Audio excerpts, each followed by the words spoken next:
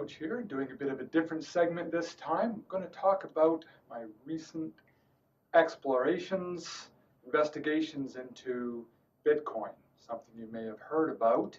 And I'm going to try to keep it layman so that we're not getting too technical, although it's a very technical subject. I'm going to try to remove all of the bad press, hype, stigmas that are being attached to it with agendas. So let's start off the top. Everyone is thinking of Bitcoin as a currency. And we're used to thinking of money as a currency. And so right away we're into troubles because it's so different, it's hard to compare the two. They're called, all these types of coins that are being produced now digitally, they are called cryptocurrencies. And this is because they actually come from the field of cryptology, which is used how spies, cloak and dagger stuff, secret services, agencies, transmit messages around without trust being a factor and without anyone being able to decrypt and intercept their messages if they don't want them to.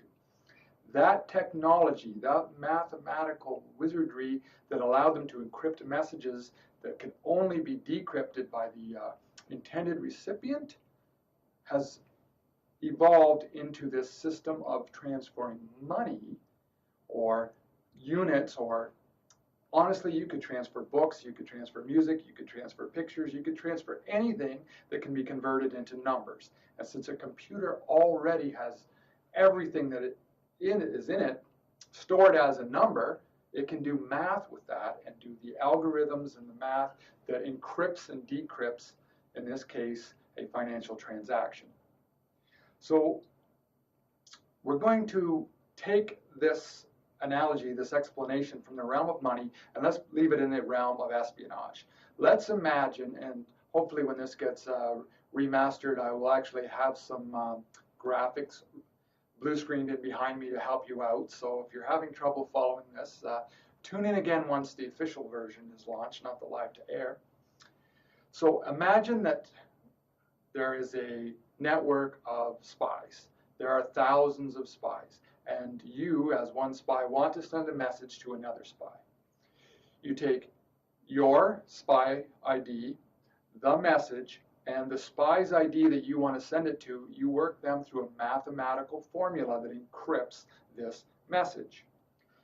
No one can decrypt that message except the spy that it's intended for, who's the only one who knows his, her, or her personal number. However, how do you get the message to them? You just hand it off into the spy network. And every spy, every other spy they meet, they give them a copy of this message. It can spread naturally through the spy network. Every person who receives that message attempts to decrypt it with their code. If it doesn't work, they know the message was not for them. What they do is they take their number, they add it to the end of that message, encrypt it again, and pass it on to whatever other spies they happen to meet. Each of those spies will repeat the process. They will try to decrypt the message with their number. If it doesn't work, they'll know that message was not intended for them. They add their number on, they encrypt it again, and they add it through. That way, the message can be followed through the network to whoever and whatever agents have handled it.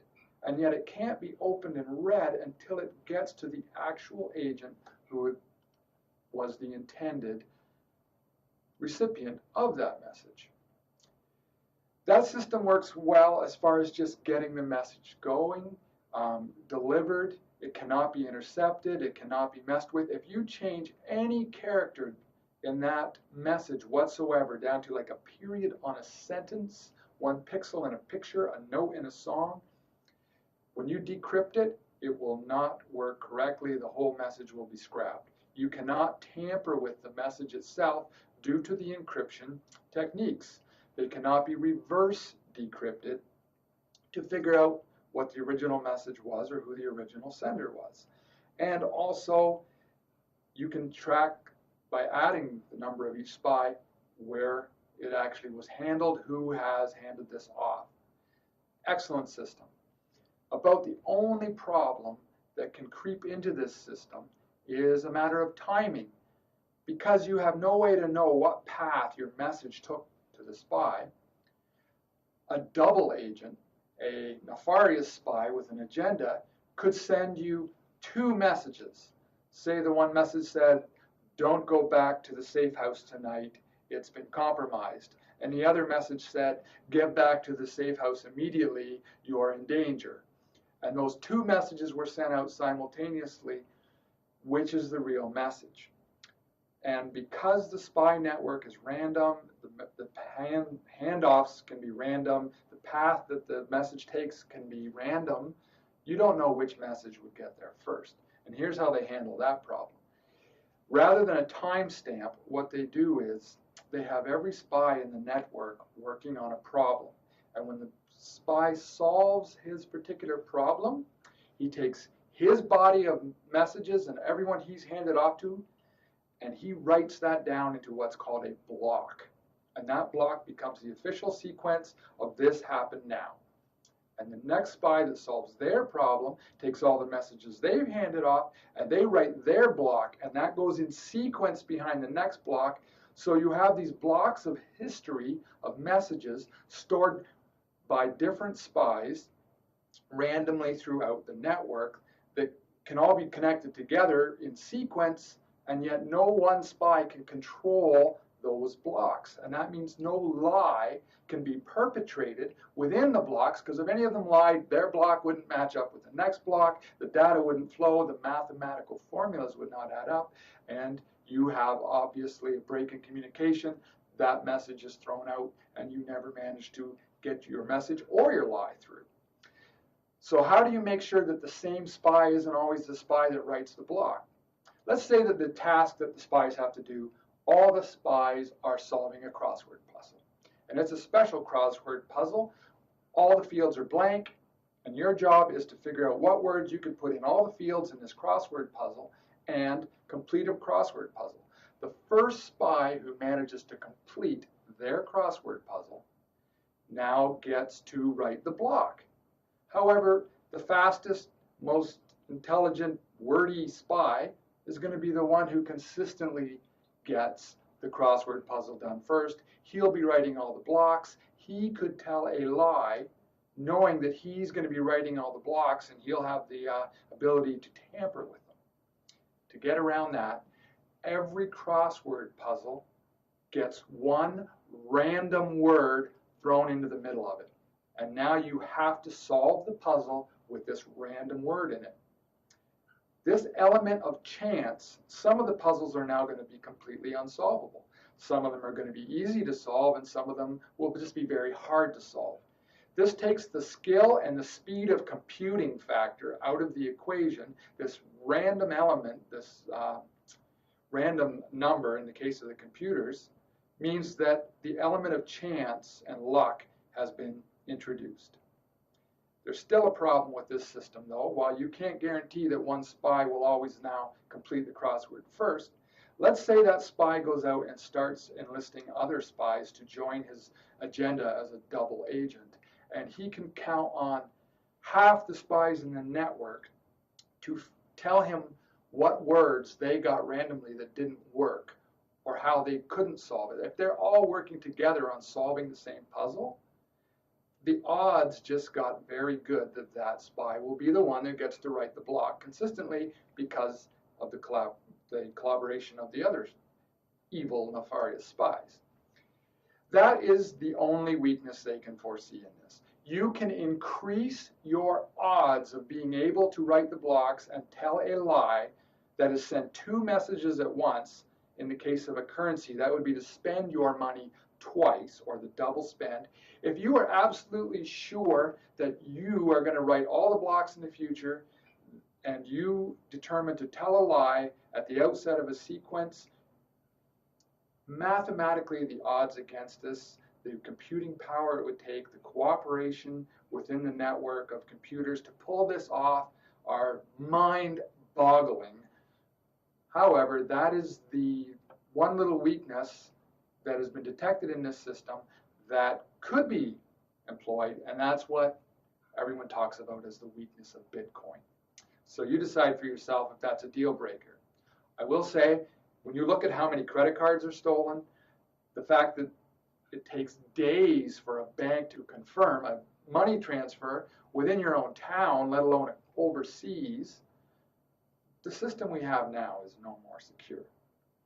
In fact, let's look at a few of the other complaints that are constantly leveled against Bitcoin and see how legitimate they are. First of all, realize most of the people talking about Bitcoin are either news agencies who love a scandal and will look for dirt on anything because dirt sells, competing coins who would like to defame and criticize Bitcoin and say they're doing a better job to make their own light shine a little brighter, and geeks and nerds and people who are really, really good at math and computers, but not necessarily the best at explaining things, who also sometimes get their own understandings mixed in, and then the rumor mill that just pumps out all kinds of stuff. You have to be aware that this is most of the information we're getting on Bitcoin now.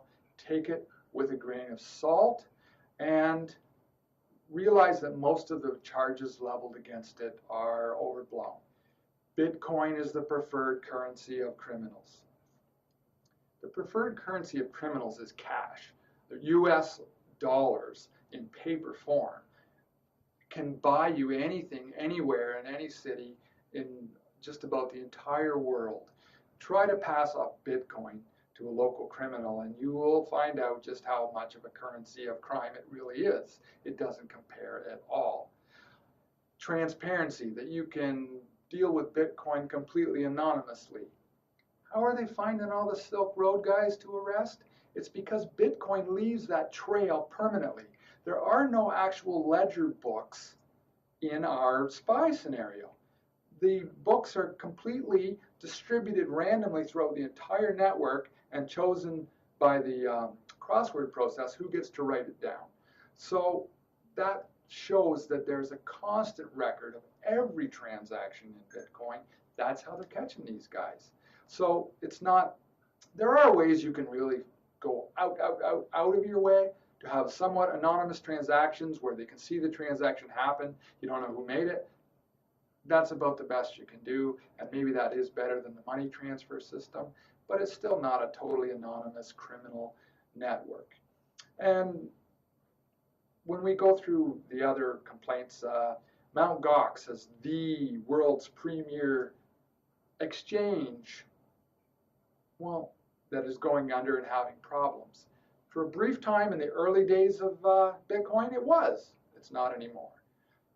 And never confuse the exchanges who are trading Bitcoin for other coins and for money, much like an unofficial stock market. Never confuse those exchanges, which are small private businesses, usually run by very innovative and headstrong entrepreneurs. Don't confuse them with the infrastructure of Bitcoin themselves. It's totally separate units. That's like saying that Goldman Sachs or some other huge stockbroker can totally dictate the spirit, the safeness of the US dollar. It just doesn't work that way. And that's the same with Bitcoin.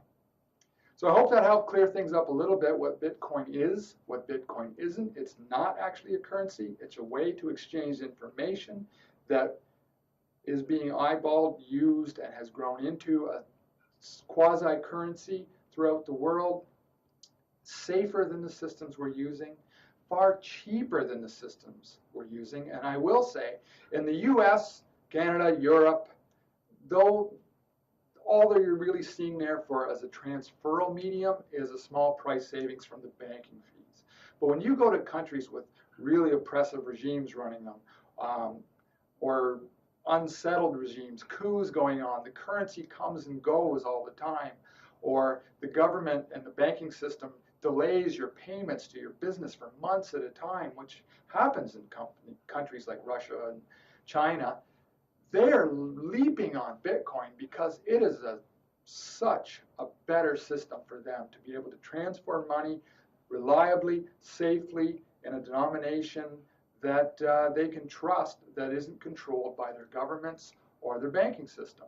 So while we are looking at it as a novelty and as a speculative venture, it's new lifeblood for a lot of countries in this world. And if we don't push it, embrace it, and get it right away, you can bet they are. And it's here to stay for a while.